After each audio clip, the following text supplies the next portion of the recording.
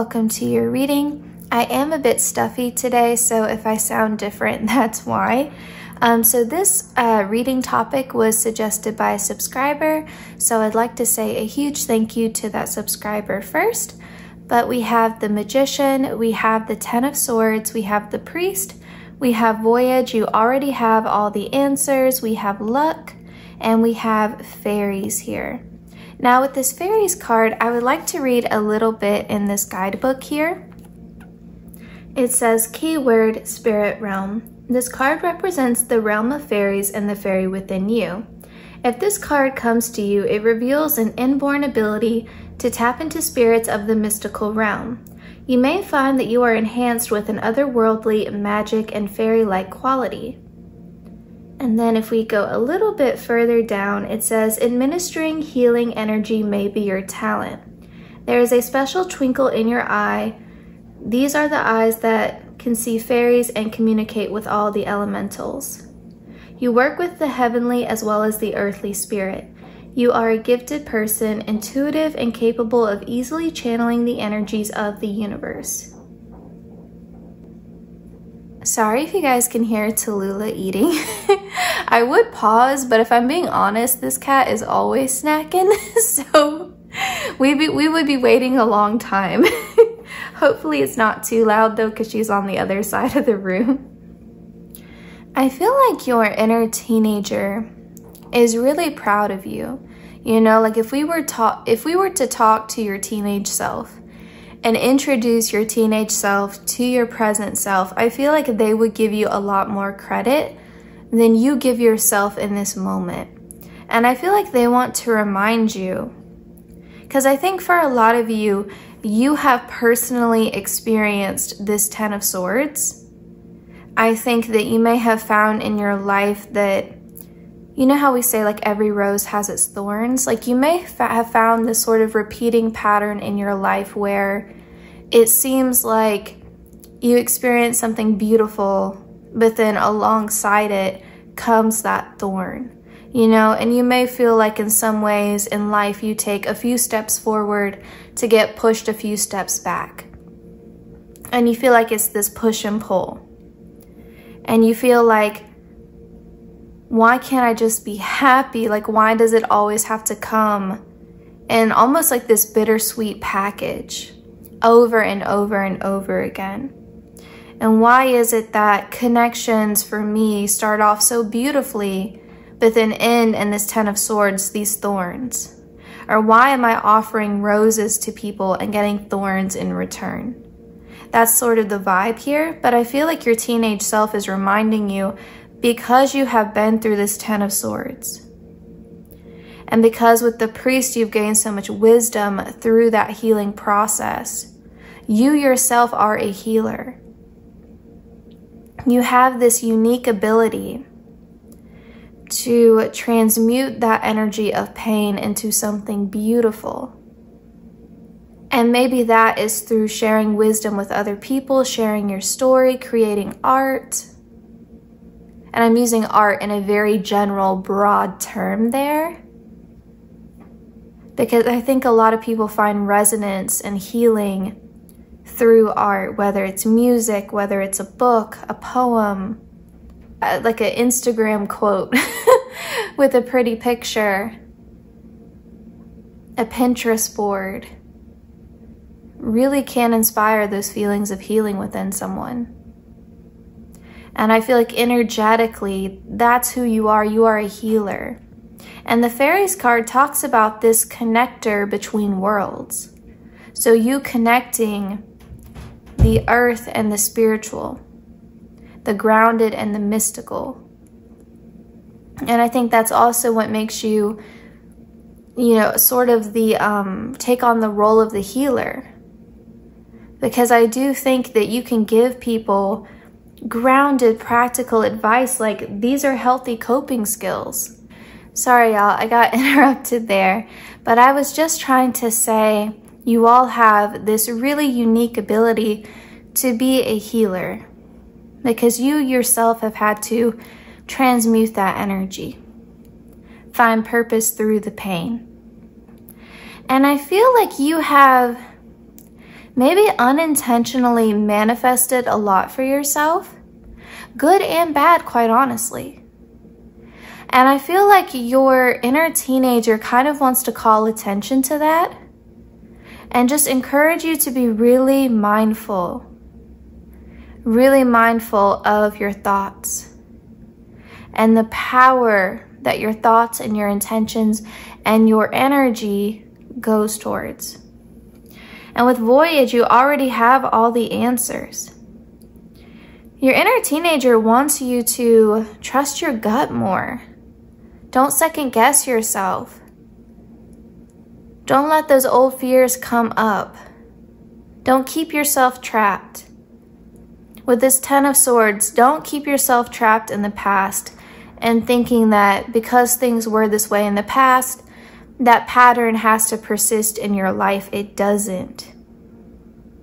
You have so much more power than you give yourself credit for. But it's time to use that power wisely. I think you have a very vivid, active imagination because of your connection to the spirit realm with the Fairies card. And so because of that, sometimes your imagination can be used for good in envisioning the future that you want, and other times it can be to your detriment. And that's where we get into negative thought spirals. That's where we get into imagining the worst case scenario, having arguments in our mind. You know how sometimes like you have an argument with someone, you know, in the shower, you know, and your mind starts to wander and it's like you're all upset over what? Over a conversation that's not actually happening? Maybe something that happened in the past. I wish I would have said this. Don't look back so much. Your inner teen is saying, yeah, we hurt. Believe me. I don't need you to stay here with me. I don't need you to hold me. Leave me. That's the best thing you can do for me, is leave me behind. Because I want to see you go. I want to see you grow with the Voyage card. And trust your intuition. Trust where you're being led. Because that imagination can be easily channeled into anxiety, depression, reliving the past very vividly as if it's happening right now. It's not benefiting you. Leave me where I'm at. I don't have a place in your life anymore. Yeah, some of the things that may have happened to you during that time frame, and I think at other moments in your life too, they weren't fair. They weren't fair at all. And with the luck card here, you know how sometimes people encounter tragedy, but because they survive it, or there's some kind of messed up silver lining, people say, oh, you're so lucky. Let me give an example. Let's say your home gets destroyed, you know, by a tornado. But you and your pets and your family members, everyone who lives in the house, you were at a shelter, you were away on vacation anyway, so none of you were physically harmed.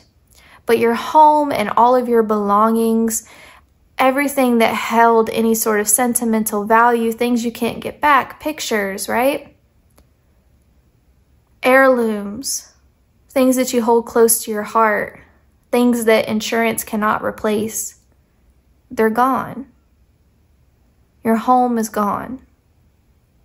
And people say, oh, you're so lucky. None of you were hurt. Am I really lucky? Am I really lucky? I feel like that may be sort of part of what invalidates you a lot, is that you encounter these difficult experiences, but because there's some sort of silver lining to be found, people tell you you're so lucky. You're so lucky you got through that. I think I would be luckier if I never encountered any of it, but okay. But okay. You know, I think people say that a lot to like cancer survivors. Oh, you're so lucky. I think I would have been luckier if I never had the cancer. I don't know. Just a thought. You know, maybe there are people who are unluckier. People who lose their lives, sure. But you're also sort of invalidating my experience right now. And I think a part of that, like, you understand they're trying to make you feel better, but in some ways, I think it gets under your skin when you hear things like that. But yeah, your inner teenager, they're strong one, they're strong. But they're saying, leave me behind. I want to see you leave me behind. I want you to see the most beautiful future for yourself and don't look back. It reminds me of that saying, how does it go? Like, there's a reason why the rear view mirror is so small. Stop looking back. Stop touching these wounds. Let them heal. Move on. Let me go. You can't change what happened to me. You can't make it better. It is what it is. And the best thing you can do for the both of us is to live the best possible future that you can. To find happiness and contentment as best as you can in your present moment. But move forward. And trust that you know where to go. Believe in yourself. Please see our power. Please see the power in everything we have survived so far. Because I think that your inner teen doesn't want you to feel damaged. You're not damaged. They want you to see the strength in your perseverance, in your tenacity, in your resilience. They want you to see the strength in that. Instead of seeing yourself as this broken, damaged, hurt person. And now we will wrap up your reading here with a spirit cat message.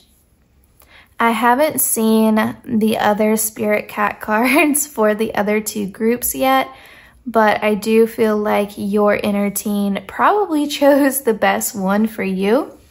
It says unconditional love. Meet Aiko.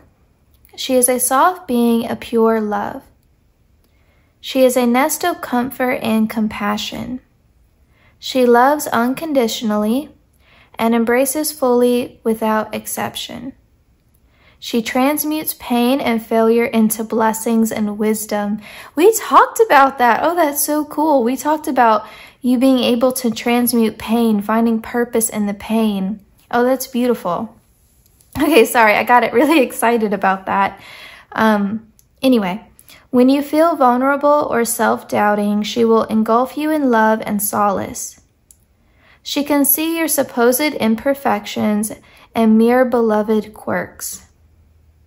She salutes the true spirit in you. Love yourself as Aiko does and let that love spread outward to your friends, family, and fellow human beings. Let go of judgments and love everyone just as they are. And listen, this is just from me to you personally, but if you have any sort of hang-ups about loving yourself unconditionally, self-love has to be a non-negotiable. And honestly, when you love yourself and you have that full cup, you are such a kinder, more compassionate, giving person. If you've ever been around someone who hates themselves, it's difficult. It's difficult. And I'm not saying I haven't been there myself. So if you feel like you're in that energy, no judgment. But when you have so much self-loathing, it's really hard for you to step outside of yourself because that self-loathing requires a lot of energy.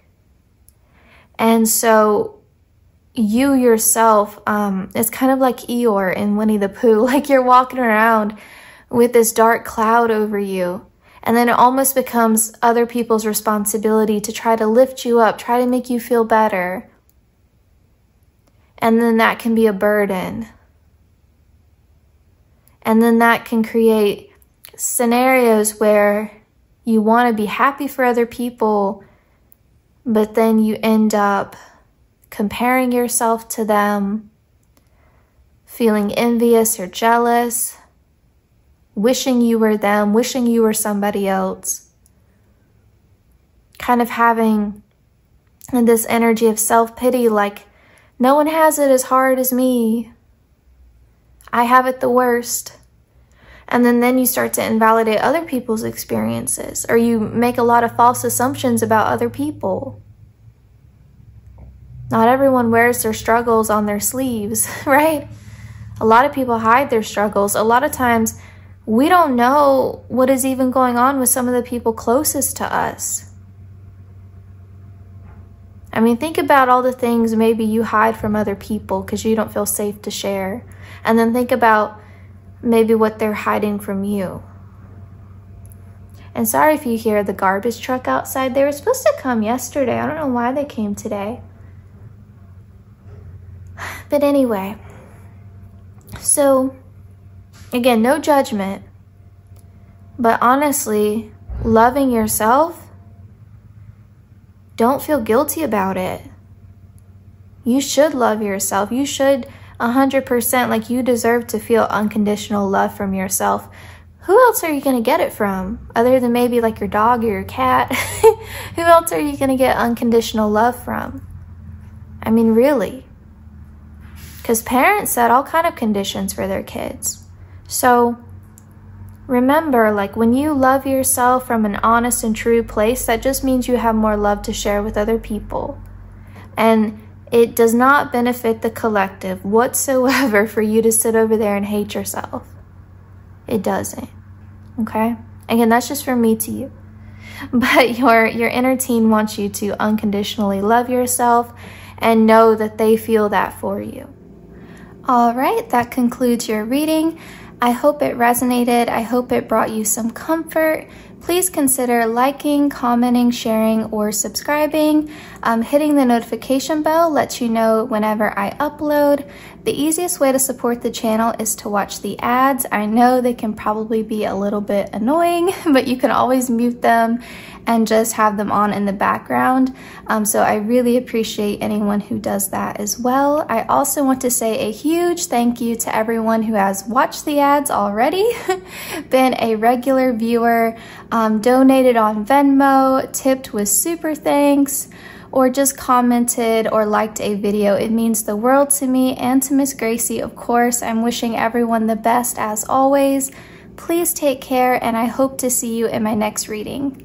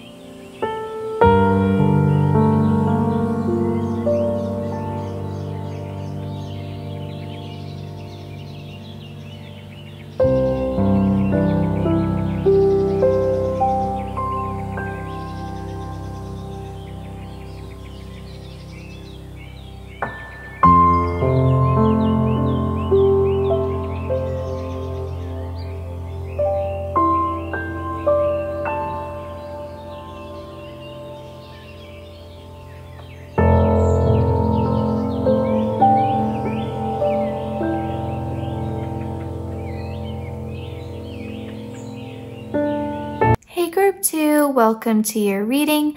I would first like to say a huge thank you to the subscriber who suggested this topic. So I want to read a little bit from our guidebook here about this moon dragon, and then we'll get into the rest of your cards. But it says, and I'm not going to read the full thing here, but it says, Mistress Moon can make the tides rise and fall, and with them your emotions. When the moon dragon comes to visit, simply invite her in and sit with her a while. Share a cup of fairy tea with her. Dwell in her space for a bit and feel her feelings. These feelings are neither bad nor good, they just are. Allow the dragon her voice and she will be appeased. It may help to write in a journal at such time. Expressing all that is within releases the pressure of the moon tide. Much can be accomplished through simply sitting with the dragon and listening to what she has to say. When emotions become riled, it's best to sit with them and sort them out. Emotions are trying to tell you something. Look at these emotions with honesty and explore what they are about. Get to know the real source of your feelings. Take a deep breath and let the body relax and breathe easily. Ask Spirit for another way to look at the situation. So with the moon dragon, I feel like when you were a teenager, you may have been in the sort of environment where emotions were not expressed in a healthy way. You didn't have a positive example of this is how you express emotions, right? And so you may have been taught to repress your emotions, like it's really bad to be angry or it's really bad to cry. You shouldn't cry. Or you may have been taught sort of that like your emotions about something don't really matter. You may have been taught that if you are feeling something emotionally, you need to repress that and look at it logically, you know? And you may have sort of been invalidated in that way. I know for me, like having a parent that didn't have a means to emotionally self-regulate, you know, I had a parent who had a really bad temper, and I always felt like, and this kind of came with some self-reflection, but, you know, I always felt like because her emotions would flare up and she would explode, and it would just be like all fire, you know, just like a huge explosion of emotion. And then following that or preceding that, it would be very icy. It would be the silent treatment. And so it's like walking on eggshells because you know the explosion is coming. And then in the aftermath, the silence and the fear. Is it going to happen again? Is she over it? And I felt like, you know, because she didn't have a way to self-regulate, she didn't have that frustration tolerance, she didn't have that patience, she had that temper. Because of that, I felt like she could not really handle any sort of emotional expression from anyone else, because her emotions were so difficult to manage and understand. It's like, I can't deal with my own stuff, so I definitely can't deal with yours. And so to cry was to be punished. To try to talk about feelings, shut it down. And any moments of anger that you may have, you're overreacting, you're being dramatic. And so it felt very invalidating, like, well, you have these explosions of anger, but I can't have days where I'm in a bad mood. I can't have days where I get upset. I can't express how I'm feeling. I can't be hurt. Am I not a person? I'm not allowed to have any sort of feeling. So it may have been a situation where You just had to repress how you felt, or you knew it wasn't safe to express how you felt. And so then emotions become the enemy, right? When really it's just a part of being human. We all have the moon dragon within us, right? Like we all have emotions. We all have an emotional world. We all experience feelings. And that's not a bad thing. There are times when we are meant to be sad. There are times when we are meant to cry. There are times when we are meant to be angry. I think we view anger as such a negative emotion, but anger is protective. If you don't get angry when someone's mistreating you, if you don't feel that fire, where are your boundaries? When are you going to advocate for yourself? When are you going to get mad enough to stand up for yourself if you never let yourself feel that anger? Anger can be self-protective. Anger can be productive. It can show us, tell us, inform us when we are being mistreated. And so I feel like your inner teen is saying, it is time for us to feel safe, to explore and express our emotions and hear what they have to say. We did enough repression.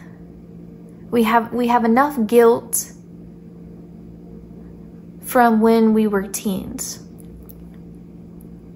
And for your other cards here, we have the Page of Swords, the Five of Pentacles, the Eight of Swords, we have the Empress, we have Transformation, Vitality, Evil Queen, You Deserve Sugar, Not Salt. I do think that when you were a teen, you felt like you were cast in the role of the villain a lot. You were told this sort of narrative that like you're the difficult one. You are difficult. You are the troublemaker. You are the problem.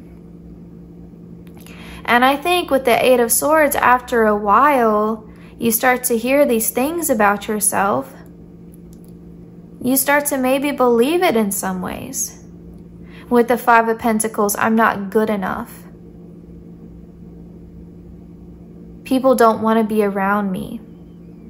The Page of Swords, yeah, maybe I'm bad at communicating. Maybe I'm immature or childish.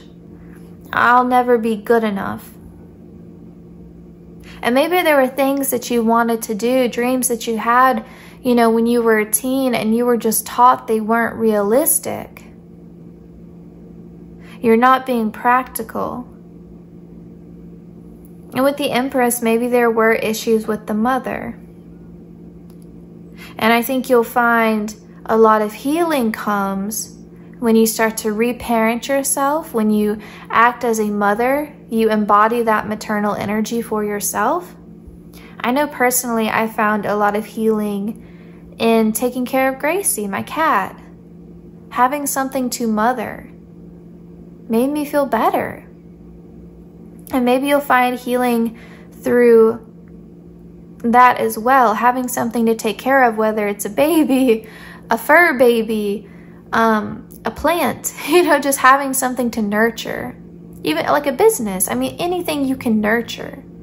I think you will find healing in that. You know, we can't change people.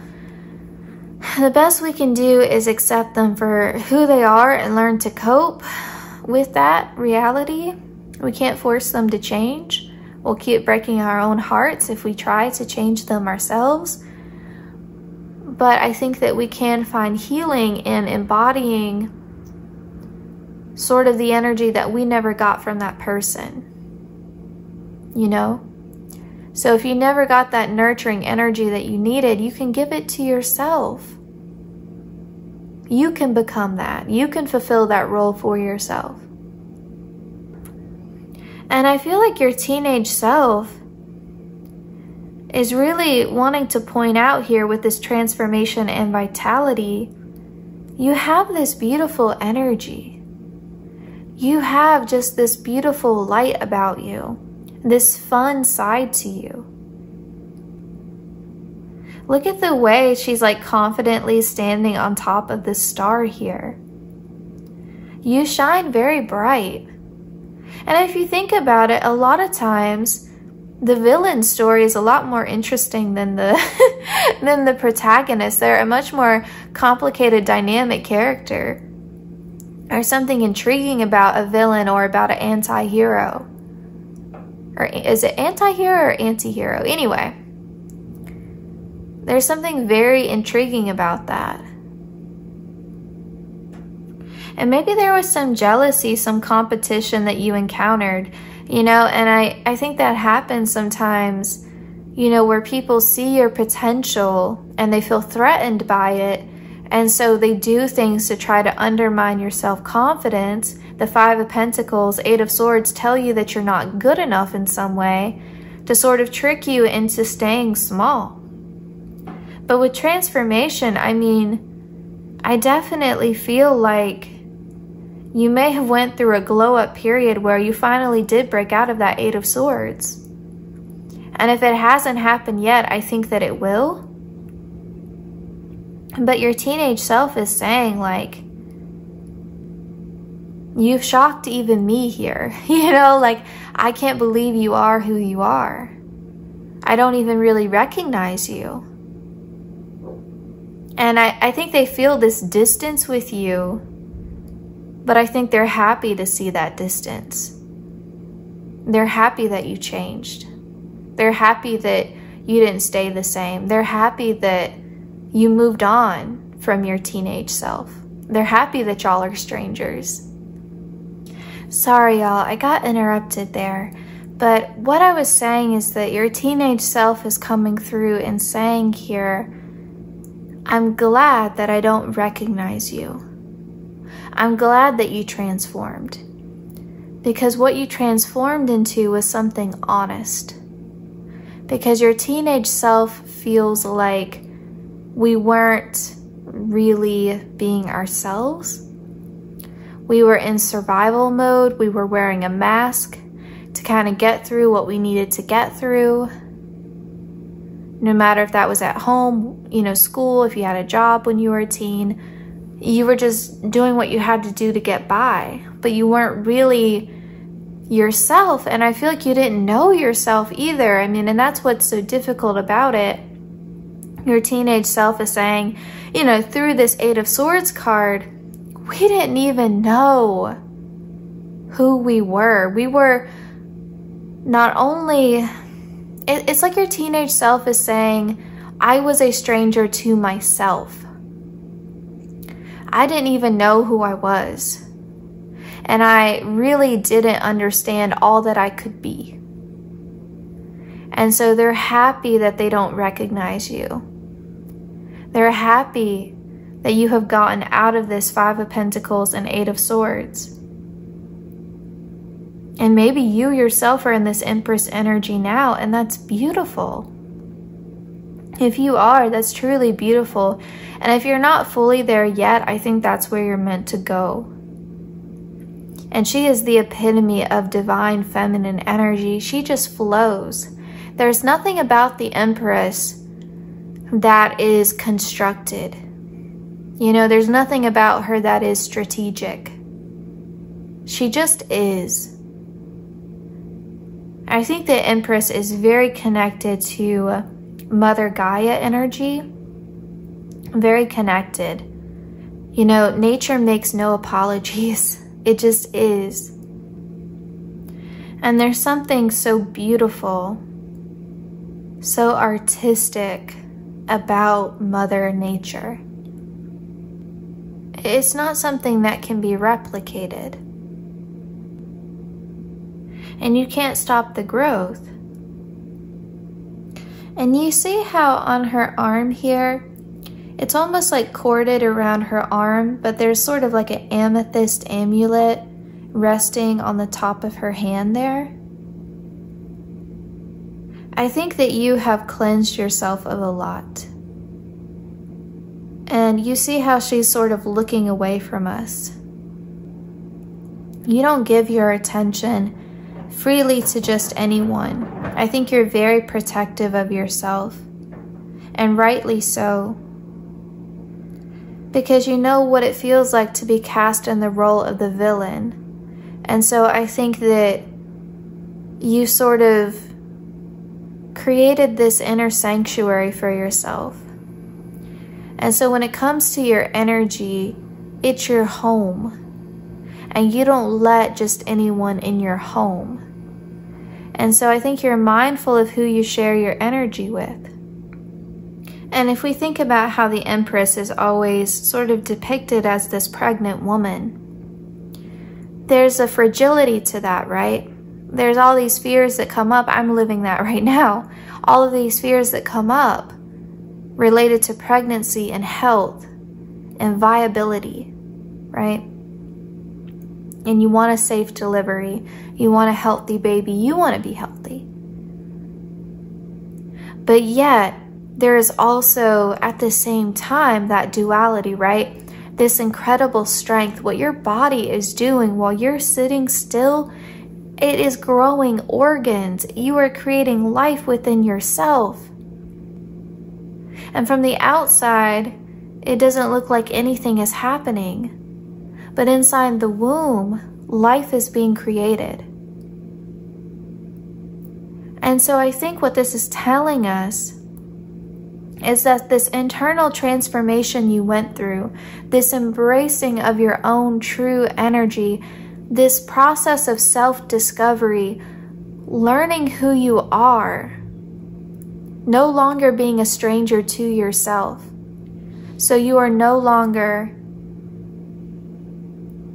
walking around with this mask.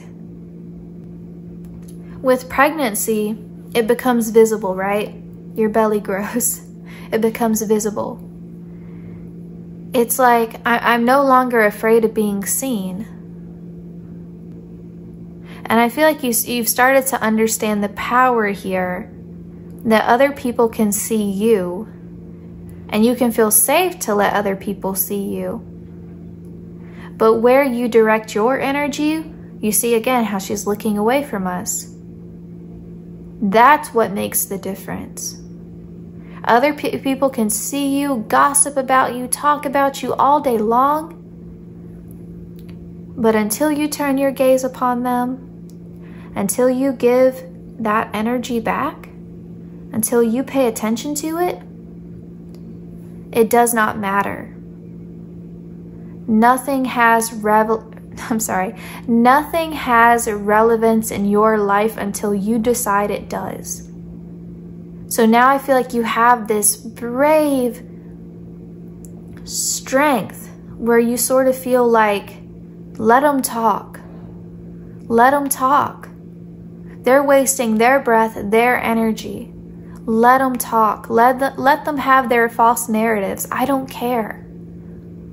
It only matters until I say it matters. Their word is not more powerful than my word. It doesn't matter until I give it attention. Because remember, the Empress is the queen of all queens. She's very empowered. So nothing matters until I say it does when it comes to me. And these narratives that have been constructed around who I am. And now we have a spirit cat message here to wrap up your reading from your inner teenage self. And I'm sorry if y'all hear the garbage trucks outside. They were supposed to come yesterday. I don't know why they didn't. And they've been driving by all day, so I think it's the garbage and the recycling. But I'm so sorry. Like every time I think that they're done, they come back on the road again. So I don't know what kind of system they have, but it seems like to me like they're coming back and forth a lot. Okay, anyway. We have Warrior. Meet Mishkin Rough and Tumble. He knows his teeth are sharp and his claws are his prized possession, carefully honed to points. He is a little ninja, but has a heart of love and softness. We can call on Mishkin when we need to stand up for ourselves, set boundaries, or be daring. So whether you're about to climb a giant boulder or take a leap of faith or ask to be paid what you're worth, remember little Mishkin and his bravery. Yes, he did whack that big scary dog on the nose. even though he is only a kitten. This is Gracie's energy. When I say Gracie does not hesitate, she will bap our husky like zoop. Not with her claws, but she'll smack him. She'll just smack him. And he has like no self-awareness that like the smaller animals don't want you breathing heavily in their face. Like he has like no self-awareness when it comes to that. And I'm like, dude, like you breathe so heavily. Like no one wants your hot breath like right in their face like that. Gracie don't care. She'll just zoop, bap him right in the face. And she is also very much like very in love with her claws, and she knows the word claws because she'll flex them for you. If you're like hyping her up, like let me see your pretty claws, she'll flex them for you like they're her nails. Her little manicure. But anyway, so I love this because there is strength in divine femininity. There is strength and softness, and I feel like society tells us the exact opposite. But I think you are a living testament to the strength of the divine feminine. And I love that for you. And I love that your inner teenage self is recognizing this. And so it may also be that you have gone through sort of a healing, transformative process of understanding your femininity and what it means. It's really reminding me of the Barbie movie, quite frankly. But you may have gone through that process as well. All right, that concludes your reading. I hope it resonated. I hope it brought you some comfort. Please consider liking, commenting, sharing, or subscribing. Hitting the notification bell lets you know whenever I upload. The easiest way to support the channel is to watch the ads. I know they can probably be a little bit annoying, but you can always mute them and just have them on in the background. So I really appreciate anyone who does that as well. I also want to say a huge thank you to everyone who has watched the ads already, been a regular viewer, donated on Venmo, tipped with SuperThanks, or just commented or liked a video. It means the world to me and to Miss Gracie, of course. I'm wishing everyone the best as always. Please take care, and I hope to see you in my next reading.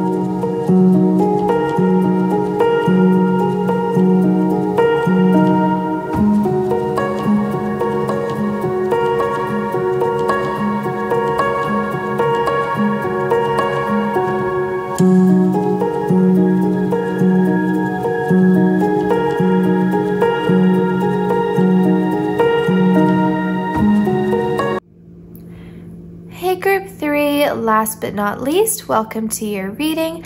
I would first like to say a huge thank you to the subscriber who suggested this topic. So we have the Page of Wands, we have the Two of Swords, we have the Three of Cups, Motivation, Lighting the Way. This Lighting the Way card always makes me think of the Hermit because of the lantern and how she's by herself on this very precarious cliff top here. And then we have Attitude and Euphoria. I was waiting kind of for someone to get the attitude card here. There's another one in this deck, I think, that's called the Brat. And I was waiting for a group to get either this card or the Brat card, because I feel like people always accuse teenagers of being moody and hormonal and all that kind of stuff. But anyway, okay. I do think with the Three of Cups and this attitude card and the lighting the way card that makes me think of the Hermit, maybe you really struggled as a teenager with friendships. You know, maybe you were someone who was really lonely and you didn't feel like you had a social circle, or maybe you did have a social circle, but those friendships were really superficial, or you didn't feel very close to them, or maybe it was just toxic and there was a lot of gossiping and drama, maybe like mean girl behavior going on, or like toxic masculinity, whatever the case may be. But I do feel like friendships were a sore point for you with the Three of Cups and this lighting the way card and the attitude, because something about it maybe lent itself for you to kind of self-isolate, have difficulty trusting other people, or you felt like you lost yourself in those friendships. You took on the identity of your friends and you weren't really sure who you were. You know, I think sometimes that happens with teens, where because their friends are dressing a certain way, or because these are the trends they're seeing on, if social media was a thing when you were a teenager, or, you know, this is the trends we see in magazines. You know, back in the day, I was reading Cosmo Girl, 17, Teen Vogue. I mean, all of that stuff influenced me 100%. Or, you know, you're sort of consuming the same pop culture media that all your friends are. And so I think that, you know, especially with social media being what it is today, depending upon your age, you could lose yourself in all of that.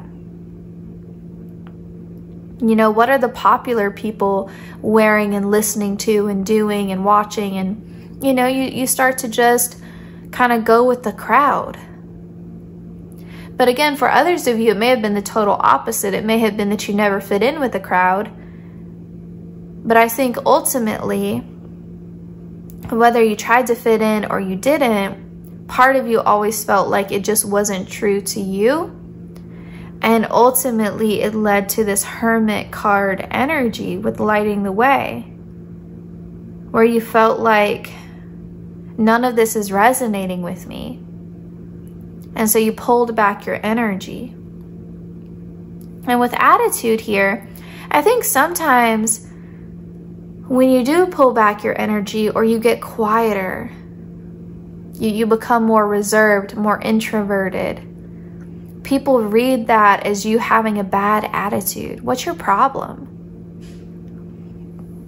I even kind of struggle with this now, because typically, like, I'm pretty chatty and I'm very upbeat and I like to laugh and I'm really like kind of sunshine sort of energy typically. But then I get these kind of moods where I get very melancholic, is the best word probably for it. And I can get kind of reserved and in my head, and I can kind of go through these periods, and when I say periods, I mean maybe an afternoon where I sort of disassociate a bit. And sometimes I've just sort of learned it's best not to try to analyze it too much, because I think a lot of it's just past energy and things that still hurt that will heal with time. But it does affect the people around me. Like, why are you in a bad mood? Why are you so grumpy? I'm just quiet. And sometimes it has nothing to do with what's happening around me.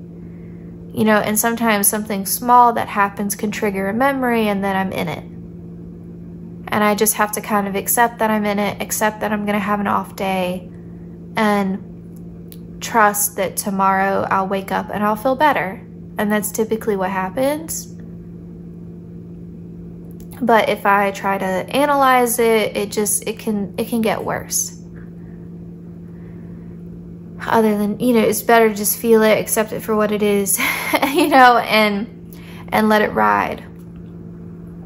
And again, like maybe you were a quieter teen, and so maybe people just interpreted that as you being moody, you being grumpy, you having a bad attitude, when really you were just quiet. You were just in your head and your own thoughts and your own world. People can think you have resting witch face when you're really just thinking, your mind somewhere else. And maybe that was a coping skill for you. If you didn't feel socially accepted, or you didn't really, or maybe you felt like, again, you had to fake it to be socially accepted. You had to be someone that you weren't. Well, then daydreaming can be a coping skill, right? Going somewhere else. And with the Two of Swords, I think that you didn't trust yourself a lot. And I think you went back and forth about it. Like, maybe I should try to make more of an effort to connect, or maybe I should change this and that about myself to fit in better. Maybe I am the problem. Maybe I need to be more this way. And I think especially if you're a more introverted person, and if you lived in America as a teen, or any culture where extroversion is praised, where that's the more socially acceptable energy to be in, that can be difficult, you know? I think it's really hard for people who are more introverted, because you're constantly asked, why are you so quiet? Why don't you talk more?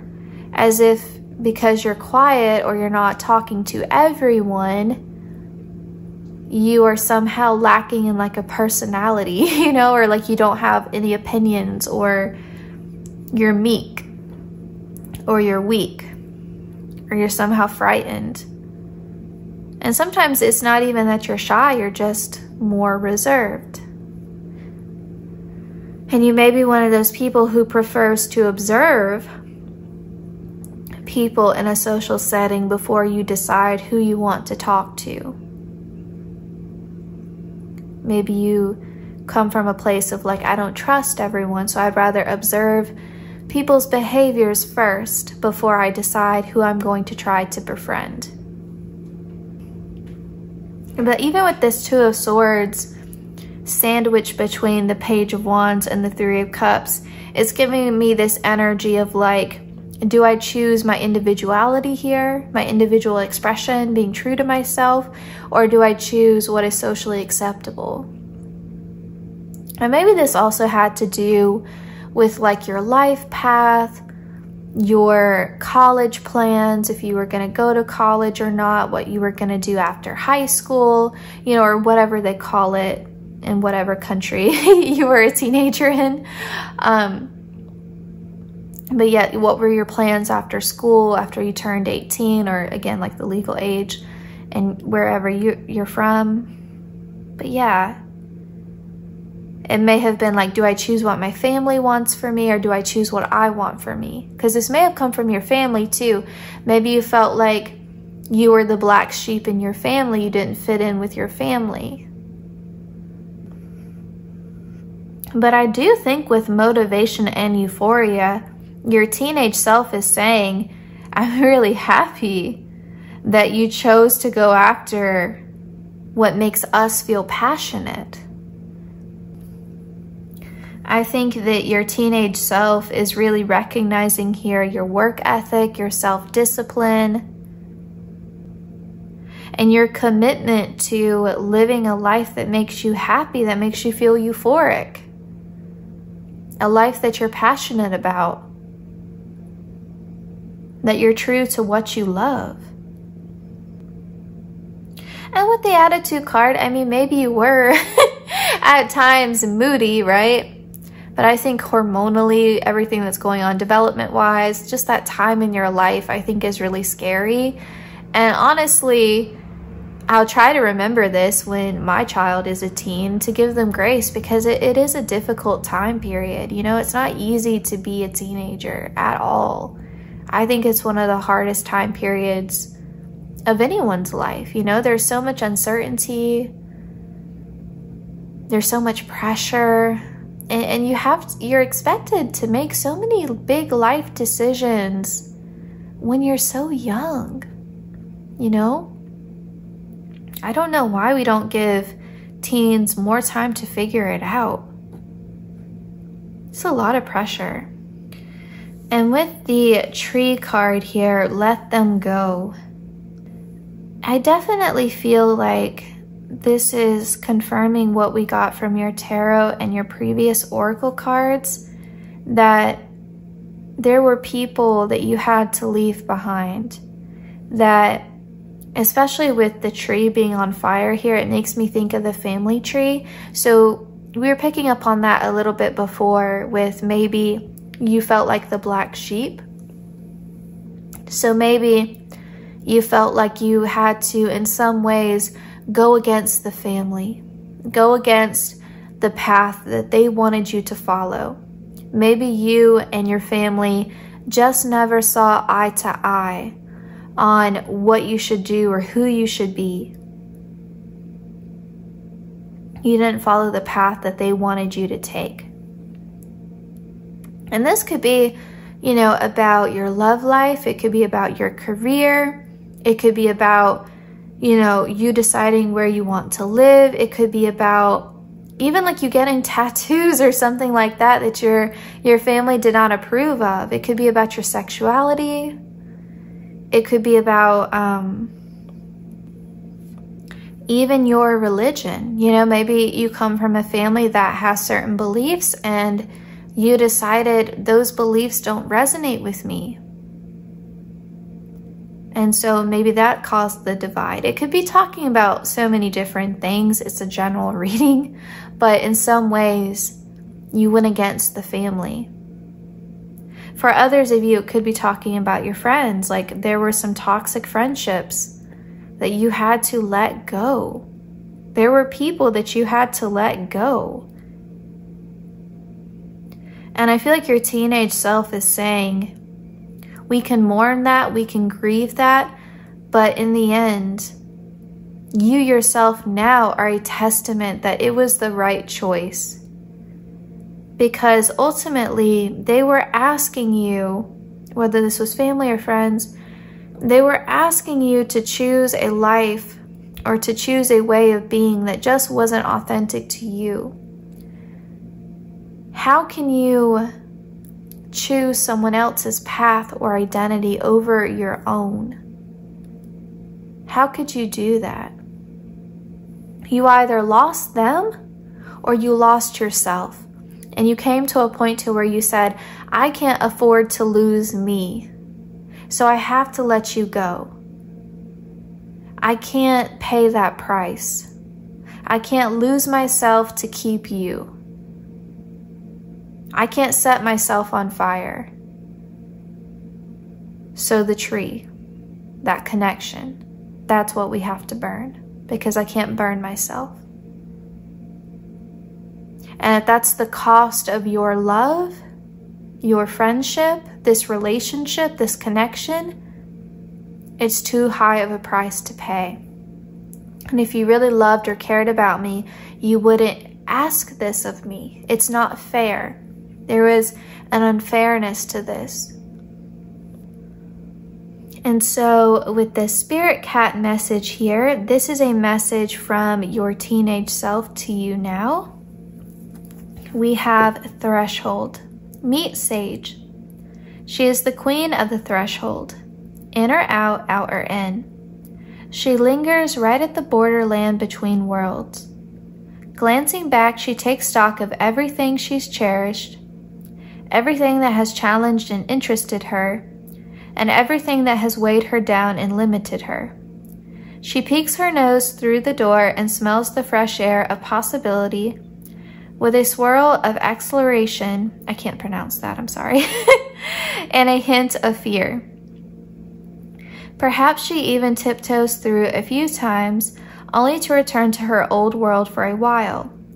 Find peace at the threshold, but don't surrender to the turn back now gargoyles that guard the gateway. When you are ready, you will stride boldly into your new world. You may be in this letting go process still, and that may just be an energetic thing for you, not a physical thing. But this threshold is also making me think of this lighting the way card. So if we look at this card again, and we see there's no way for her to turn back here. Either way she goes requires her to leap. You know, it's very much like the Fool card. So is she going to leap here into the future, into a new chapter, into a fresh start? Or is she going to fall back into the traps of the past? The past has nothing more to offer her. And so I think this lighting the way card is also indicating this threshold. So I think in terms of your next steps now, you've been in the hermit mode, you know where you need to go, you've done the self-reflection, new chapter. Remember, the Fool card is card 0 in the major arcana. It's a new start. It's the beginning of everything. You're at the threshold. So I think when you're ready, take that leap of faith, whatever you're called towards, because it's going to be different for all of you, right? But it's related to whatever you've had to let go with this tree. And what will bring you that euphoria, what will continue to allow you to love your life, to love who you are in your life and how you show up in your life. All right, that concludes your reading. I hope it resonated. I hope it brought you some comfort. Please consider liking, commenting, sharing, or subscribing. Hitting the notification bell lets you know whenever I upload. The easiest way to support the channel is to watch the ads. I know they can probably be a little bit annoying, but you can always mute them and just have them on in the background. So I really appreciate anyone who does that as well. I also want to say a huge thank you to everyone who has watched the ads already, been a regular viewer, donated on Venmo, tipped with SuperThanks, or just commented or liked a video. It means the world to me and to Miss Gracie, of course. I'm wishing everyone the best as always. Please take care, and I hope to see you in my next reading.